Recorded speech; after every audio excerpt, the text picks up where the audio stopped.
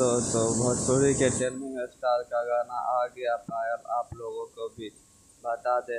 खेसारी लाल यादव का new song पायल आ गया है, जिस गाने को लिखे हैं विशाल वर्मा। और इस गाने में लिरिक्स बहुत ही मस्त है और म्यूजिक भी कमाल का है। बता दें यह गाना आराध्या म्यूजिक कंपनी से आया है और इस गाने में आप लोगों को खेसारी लाल यादव गाया है और फीमेल सिंगर शिल्पी राज। और ये गाना बहुत ही सुंदर है। बता दें खेसारी लाल यादव का ये गाना बहुत ही ज़्यादा इंस्टाग्राम पर वायरल होगा, क्योंकि इस गाने का लाइन बहुत ही अच्छा है। उतार दी ए राजा पायल आवाज़ करो था।